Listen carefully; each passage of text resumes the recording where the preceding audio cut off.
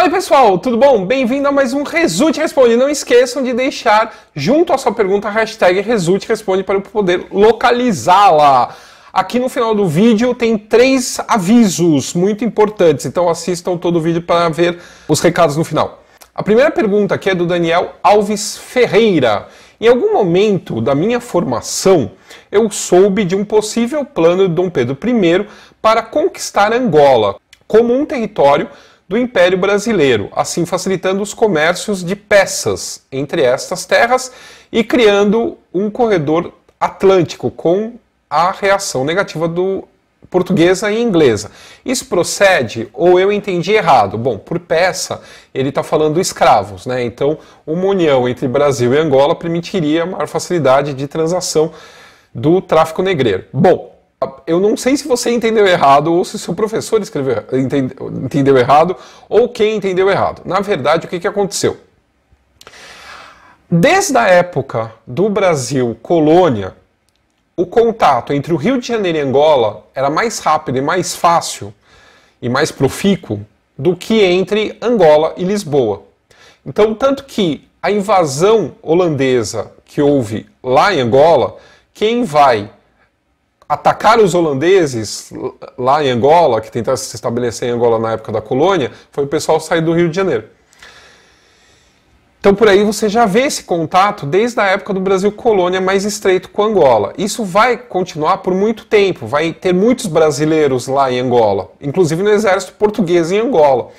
Inclusive deputados enviados por Angola para as cortes portuguesas acabam virando aliados dos deputados brasileiros enviados para a Assembleia Constitucional Portuguesa.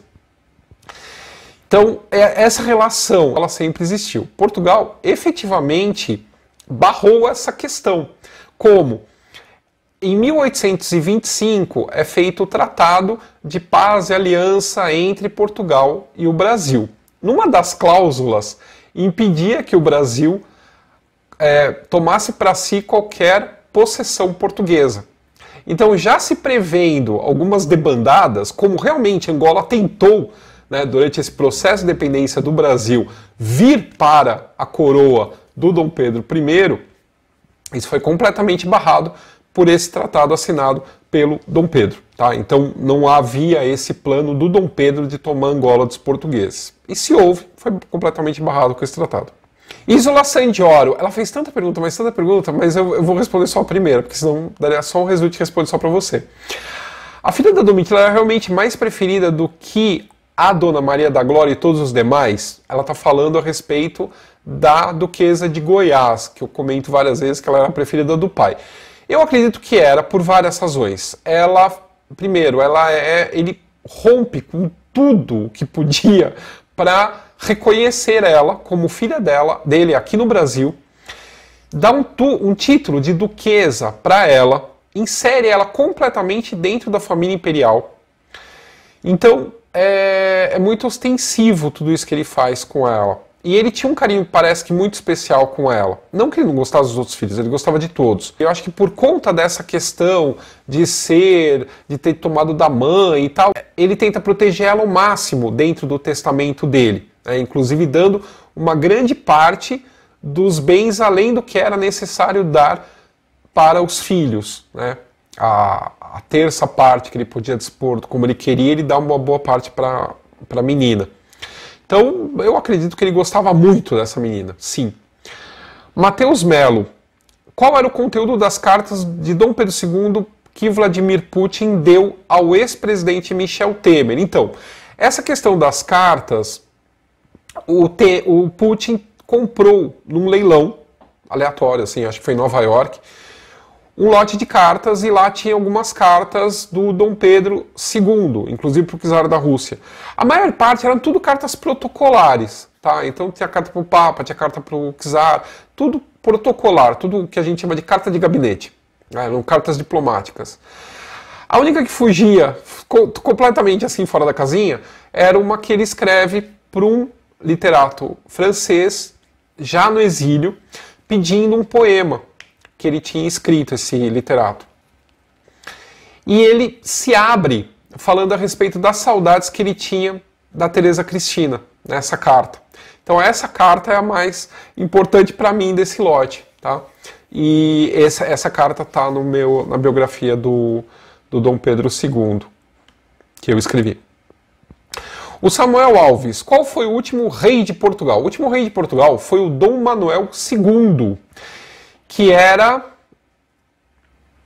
bisneto da Maria II, trineto do Dom Pedro I do Brasil. E ele foi o último rei de Portugal. Ele nasceu em 15 de novembro de quando? De 1889. Então, quando a monarquia estava caindo no Brasil, ele estava nascendo em Portugal. E ele vai morrer em 1932. Ele fica rei de Portugal por pouco tempo, né? Pelo menos em exercício. Em 1908, em fevereiro de 1908, a gente tem o tal do regicídio do Paço. O que é o regicídio do Paço? É o assassinato do rei Dom Carlos no terreiro do Paço, lá em Lisboa. Ele está chegando com a família e eles são alvejados numa carruagem aberta. Ele morre, o príncipe herdeiro morre, fica o Dom Manuel vivo, né, o segundo filho dele da rainha Dona Maria Amélia. E ele assume, então, em pouco tempo depois, em maio de 1908, ele assume, só que aí a República é instituída em 1910. Então ele tem 2 anos aí no poder, praticamente, e aí ele vai morrer em 1932 na Inglaterra, no exílio dele na Inglaterra, com a garganta fechada, ele morre asfixiado. Luiz Frederico Horácio Teixeira. Luiz Frederico Horácio Teixeira, sobre o casamento de Dona Amélia. Eu adorei essa pergunta. Será que não corria o risco dos emissários casarem o imperador com mais de uma princesa? Já que saíram alguns espalhados pela Europa procurando uma noiva, imagina se 2 princesas aceitassem ao mesmo tempo. Não tinha celular para o emissário ligar para o outro e avisar para interromper as buscas pela futura imperatriz. Então fiquem curiosos, como era a comunicação na época para evitar que isso acontecesse? Bom, o que ele está falando? A imperatriz Leopoldina morre no Brasil em 1826. A partir disso, Dom Pedro I começa a procurar outra imperatriz para o Brasil, outra esposa para ele. E aí então começa uma caça, né, de princesas lá na Europa. Isso eu conto no meu livro, quantas princesas foram pedidas em casamento, as que não aceitaram e tudo mais. E aí que ele está falando, né? Se todo mundo saiu ao mesmo tempo procurando uma noiva para ele, né? Como que assim de repente casava? Então, não dava para casar 2 vezes. Por quê? Porque havia um emissário responsável por tudo isso. Havia um representante do Dom Pedro na Europa com uma procuração dada pelo Dom Pedro para fazer o casamento. Então, quem era essa pessoa? Era o Marquês de Barbacena, que estava lá cuidando da Maria II lá na Inglaterra, no exílio dela na Inglaterra. Então, só o Marquês de Barbacena é que poderia assinar o tratado de casamento, negociar e assinar o tratado de casamento em nome do Dom Pedro aqui no Brasil, né? Então, tudo convergia para o Marquês de Barbacena lá. Então, a última palavra na Europa a respeito disso era lá com o Marquês de Barbacena, entendeu? Então, era tudo por meio de carta e tudo centralizado nas mãos do Marquês. Felipe Vangellatus. A princesa Isabel fez a fala do trono em 1808? Se fez, ela mencionou a abolição? Bom, então, a fala do trono o que era? Era quando se abria os trabalhos legislativos, o monarca, ou no caso a regência, no lugar do monarca, ia lá e falava um discurso, dizia um discurso do que se pretendia, do que se esperava daquela legislatura, né? Tanto para o Senado, para o Congresso reunido, né? O Senado e a Câmara dos Deputados.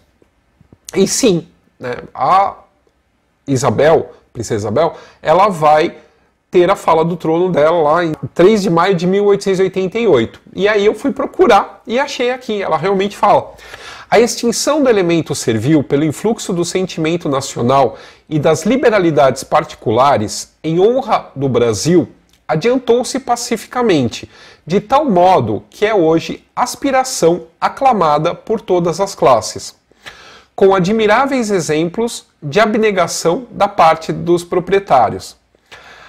Quando o próprio interesse privado vem espontaneamente colaborar para que o Brasil se desfaça da infeliz herança que as necessidades da lavoura haviam mantido, confio que não hesitareis em apagar do direito pátrio a única exceção que nele figura em antagonismo com o espírito cristão e liberal das nossas instituições. E aí, 10 dias depois, a gente tem a Lei Áurea sendo assinada. Oswaldo Príncipe. Por que o ramo de Petrópolis recebe o laudêmio e o ramo de Vassouras não? Pois é. Bom, o que é o laudêmio? O laudêmio é um imposto que é de transmissão imobiliária, então cada venda, né, não cada aluguel, cada venda de propriedade em determinado espaço de Petrópolis, que pertencia à antiga fazenda imperial, é recolhido 2,5% na imobiliária de Petrópolis. A imobiliária de Petrópolis é da família imperial do ramo de Petrópolis, tá? Que é do ramo primogênito da princesa Isabel. Então é dos descendentes do príncipe do Grão-Pará, o Dom Pedro de Alcântara, neto do Dom Pedro II, e que deveria ser, hipoteticamente, o Dom Pedro III do Brasil, se desse tudo certo e a monarquia tivesse continuado. Bom, o que acontece? Porque só esse ramo que recebe. Esse Dom Pedro de Alcântara, ele abdica a coroa. A ideia de que se o Brasil voltar a ser monarquia, ele não seria imperador, porque ele resolve casar-se por amor, uma coisa rara, e que ele estava livre para fazer, porque não tinha monarquia aqui no Brasil, ele não era obrigado a casar com uma princesa imperial ou real. Enfim, ele casa com uma condessa.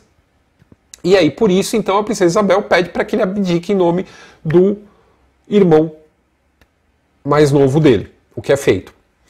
Então, a abdicação da coroa, ele não abdica a primogenitura, né? Então, a herança cabe para ele. Então, é por isso que o ramo de Petrópolis herdou essa questão da imobiliária de Petrópolis, porque ele herdou por herança, por ser o filho mais velho do casal, entendeu? Bom, 3 avisos que eu falei lá no começo do vídeo que eu tinha que dar. Pelo tempo aqui, vocês viram que esse Resulta e Responde entrou na segunda-feira, enfim, tá meio complicado para mim. Eu vou fazer mais um vídeo para essa semana, eu estou preparando algumas coisas, então as coisas estão meio tumultuadas. Então, essa semana vai ter o Resulta e Responde na segunda, e na quinta-feira, tá? Na quinta-feira, eu vou lançar um vídeo novo aqui no canal, tá? A segunda questão. Quem já viu a live, ou quem participou da live domingo retrasado, viu que eu criei aqui no YouTube o Clube de Canais. Tem o link aqui na descrição do vídeo para quem quiser se associar, tá? Tem 4 planos, começa com o plano Bonifácio, que custa R$ 2,99. Aí tem o Dom Pedro I, Dom Pedro II e o Leopoldina. O Leopoldina é um pouquinho mais caro, que é R$ 23,99 por mês, que além de todos os benefícios que os outros também têm. O mais alto tem acesso a um grupo de WhatsApp aqui do canal. Não é necessário assinar, não é necessário participar disso tudo. Quem quiser vai ser muito bem-vindo e eu agradeço muito, tá? Mas assim, vai continuar tendo os vídeos aqui no canal do mesmo jeito, tá? Isso aí não vai mudar pagando ou não pagando. Só que quem pagar vai ter alguns benefícios extras, como grupo de WhatsApp, como outras coisas. Vocês entram lá, tem a descrição legal, vocês vão ver os planos. Tem até emoticons e selos e etc e tal, né? Uma brincadeira, enfim.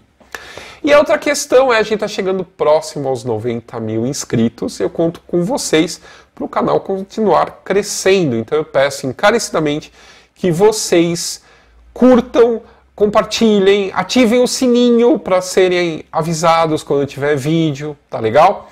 Então, quando chegar nos 90 mil inscritos, o que vai acontecer? Eu vou fazer um big sorteio aqui no canal, tá legal?